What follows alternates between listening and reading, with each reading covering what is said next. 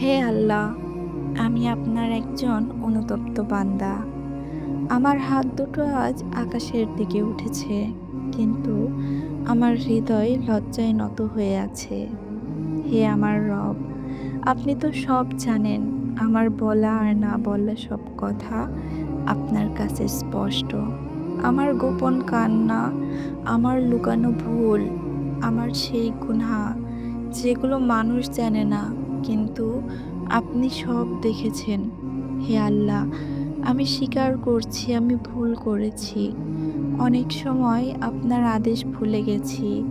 দুনিয়ার ব্যস্ততায় আপনাকে ডাকার সময় পাইনি। কখনো নামাজে অলসতা করেছি, কখনো গুনাহের পথে পা বাড়িয়েছি। কিন্তু আজ আমার হৃদয় ভেঙে গেছে।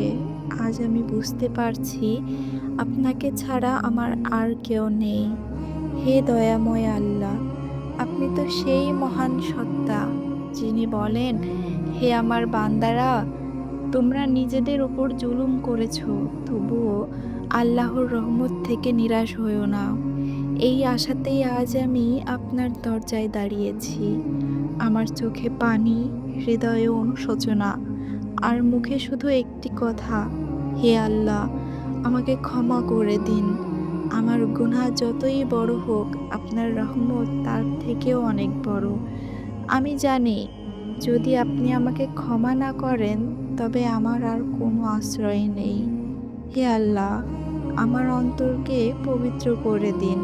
আমার ভুলগুলো মাফ করে দিন। আমার হৃদয়কে এমন বানান, যেই হৃদয় সবসময় আপনাকে স্মরণ করে। আমাকে এমন শক্তি দিন, যেন আমি আর সেই পুরনো গুনাহের পথে ফিরে না যাই। আমার জীবনকে হিদায়াতের আলোয় ভরিয়ে দিন। হে আমার রব, যদি কোনোদিন আমি আবার ভুল পথে চলে যাই, তখনও আমার হাতটা ছেড়ে দেবেন না। কারণ আমি জানি আপনি ছাড়া আর আমার কোনো আশ্রয় নেই।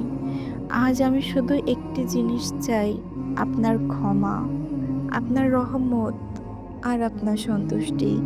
হে আল্লাহ, আমাকে এমন একজন বান্দা বানিয়ে দিন, যাকে আপনি ভালোবাসেন। আমিন।